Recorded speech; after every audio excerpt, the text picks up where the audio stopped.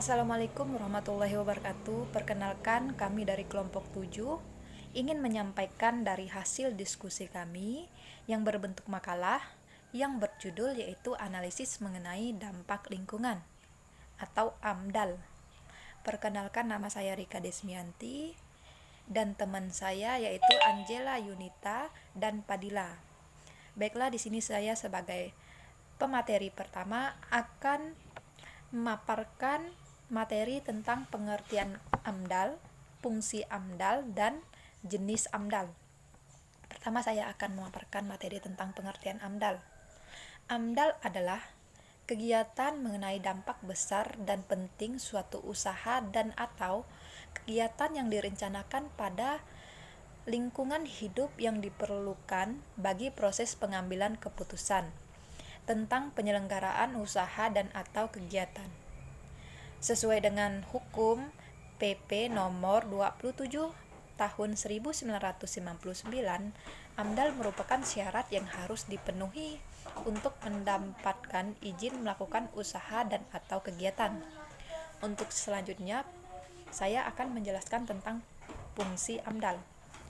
Nah, fungsi AMDAL ini terbagi menjadi 8. Yang pertama yaitu sebagai bahan pertimbangan untuk perencanaan pembangunan suatu wilayah. Yang kedua, membantu dalam proses pengambilan keputusan atau kelayakan sebuah lingkungan hidup dari rencana usaha atau kegiatan tertentu. Yang ketiga, membantu memberikan masukan dalam rangka menyusun sebuah rancangan yang terperinci dari suatu rencana usaha atau kegiatan. Yang keempat, membantu memberikan masukan dalam suatu proses penyusunan rencana kegiatan pengolahan dan pemantauan lingkungan hidup. Yang kelima, membantu memberikan informasi terhadap masyarakat tentang dampak-dampak yang mungkin ditimbulkan dari suatu rencana usaha atau kegiatan tersebut. Yang keenam, sebagai rekomendasi utama untuk sebuah izin usaha. Yang ketujuh, scientific dokumen dan legal dokumen. Yang kedelapan, izin kelayakan lingkungan. Untuk selanjutnya, saya akan menjelaskan tentang jenis AMDAL. Nah, AMDAL ini terdiri dari 2 jenis. Yang pertama ada AMDAL tunggal dan AMDAL terpadu. Yang dimaksud dengan AMDAL tunggal yaitu hanya satu jenis usaha atau kegiatan yang kewenangannya atau pembinaannya di bawah satu instansi yang membidangi usaha atau kegiatan. Sedangkan yang AMDAL terpadu atau multisektor merupakan suatu hasil kajian mengenai dampak besar dan penting usaha atau kegiatan terpadu yang direncanakan terhadap LH dan melibatkan lebih dari satu instansi yang membidangi kegiatan tersebut. Mungkin sekian yang dapat saya sampaikan. Untuk selanjutnya saya kembalikan ke moderator. Sekian dan terima kasih.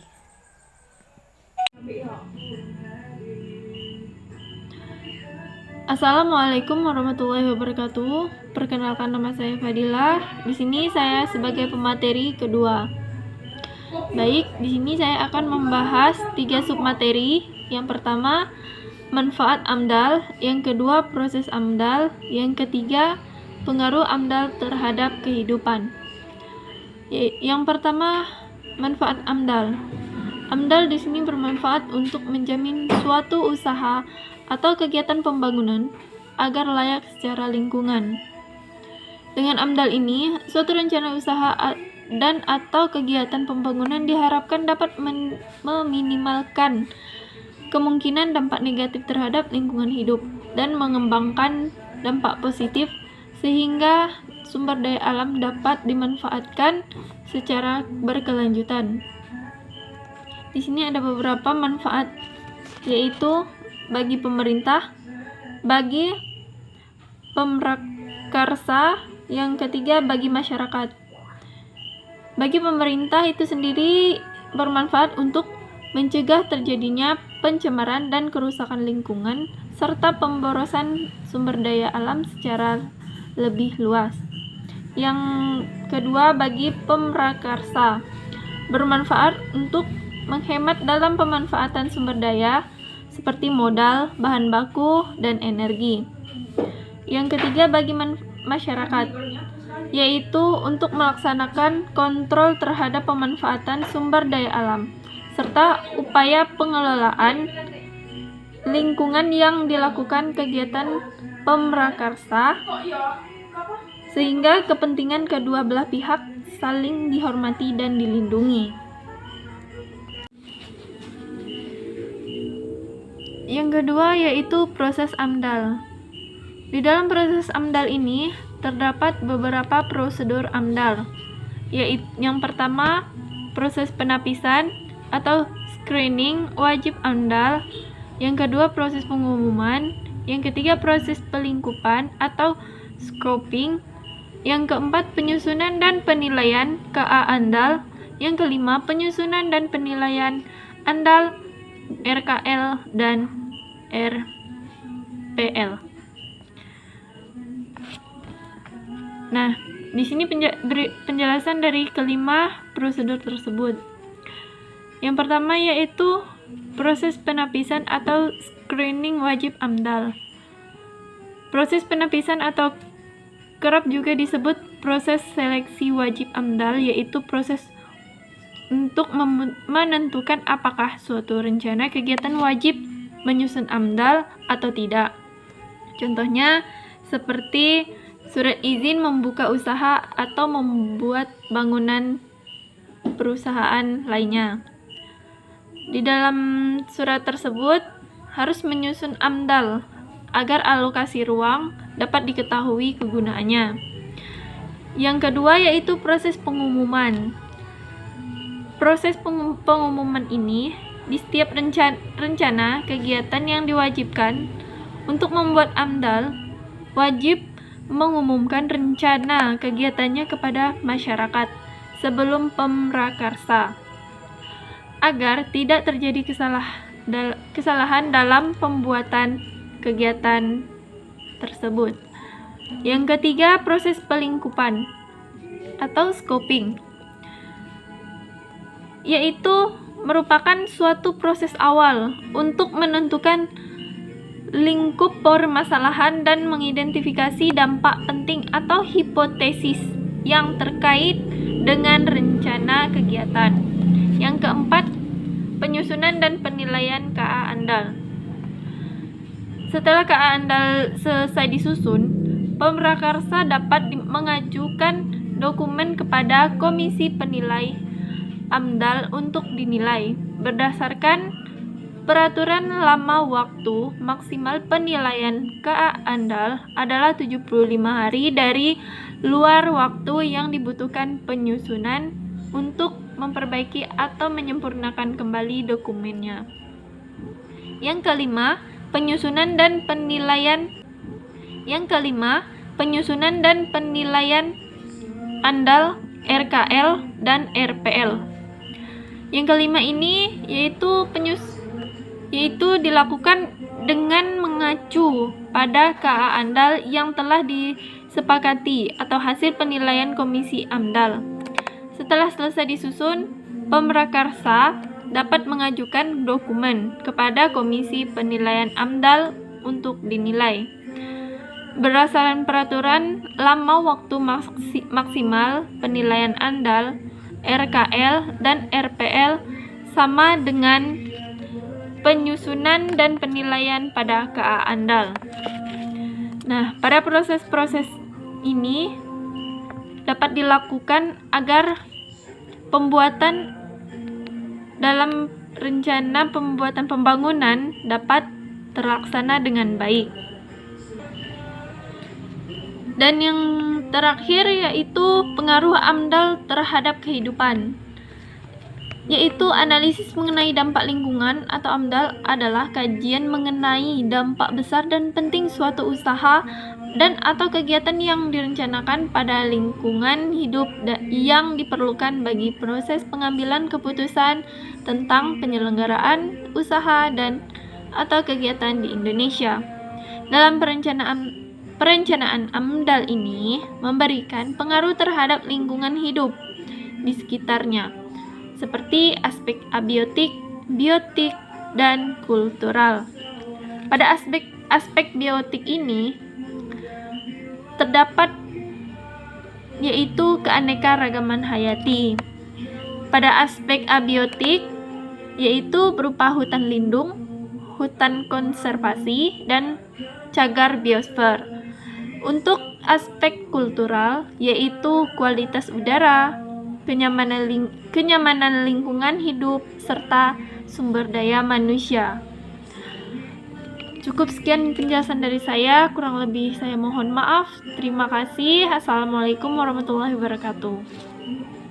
Baik, perkenalkan nama saya Anjela Yunita. Di sini saya akan melanjutkan presentasi dari saudari Fadilah, yaitu dampak negatif AMDAL dan alternatif penyelesaian. Pertama yaitu dampak negatif AMDAL yang mungkin akan timbul jika tidak dilakukan AMDAL secara baik dan benar, yaitu sebagai berikut. Yang pertama, terhadap tanah dan kehutanan. Yang dapat ditimbulkan yaitu menjadi tidak subur atau tandus. Yang kedua, berkurang jumlahnya. Yang ketiga, terjadi erosi atau bahkan banjir. Yang keempat, bekas pembuangan hasil pertambangan akan merusak aliran sungai, hewan, tumbuhan, dan sekitarnya. Yang kelima, pembabatan hutan yang tidak terencana akan merusak hutan sebagai sumber serapan air. Yang keenam, punahnya keanekaragaman hayati, baik flora maupun fauna, akibat rusaknya hutan alam yang terkena dampak dengan adanya proyek atau suara. Yang kedua, dampak terhadap air. Yang pertama, merusak warna sehingga tidak dapat digunakan lagi untuk keperluan sehari-hari.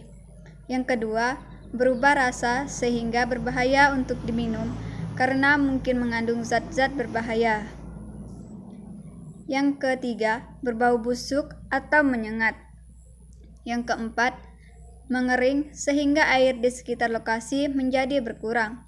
Yang kelima, matinya binatang air dan tanaman di sekitar lokasi akibat dari air yang merusak warna dan rasa.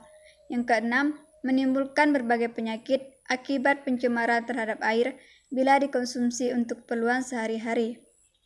Kemudian dampak yang ketiga yaitu terhadap udara. Yang pertama, udara di sekitar lokasi menjadi berdebu. Yang kedua, dapat menimbulkan radiasi-radiasi yang tidak dapat dilihat oleh mata seperti proyek bahan kimia. Yang ketiga, dapat menimbulkan suara bising apabila ada proyek perbengkelan. Yang keempat, menimbulkan aroma tidak sedap apabila ada usaha peternakan atau industri makanan. Yang kelima, dapat menimbulkan suhu udara menjadi panas akibat daripada keluaran industri tertentu. Kemudian dampak yang keempat yaitu terhadap karyawan dan masyarakat sekitar. Yang pertama, akan menimbulkan berbagai penyakit terhadap karyawan dan masyarakat sekitar. Yang kedua, berubahnya budaya dan perilaku masyarakat sekitar lokasi akibat berubahnya struktur penduduk. Yang ketiga, rusaknya adat istiadat masyarakat setempat seiring dengan perubahan perkembangan di daerah tersebut. Kemudian, alternatif penyelesaian dari dampak tersebut yaitu yang pertama, terhadap tanah, yaitu melakukan rehabilitasi dan melakukan pengurukan atau penimbulan terhadap berbagai penggalian yang menyebabkan tanah menjadi berlubang. Yang kedua, terhadap air, yaitu memasang filter atau saringan air yang memberikan semacam obat untuk menetralisir air yang tercemar dan membuat saluran pembuangan yang teratur ke daerah tertentu. Yang ketiga, terhadap udara, yaitu memasang alat kedap suara untuk mencegah suara bising dan memasang saringan udara untuk menghindari asap dan debu. Yang keempat, terhadap karyawan dan masyarakat sekitar, yaitu menggunakan peralatan pengamanan, diberikan asuransi jiwa dan kesehatan kepada setiap pekerja, menyediakan tempat kesehatan untuk pegawai perusahaan yang terlibat, menyediakan tempat kesehatan secara gratis kepada masyarakat dan karyawan. Sekian presentasi dari saya, terima kasih.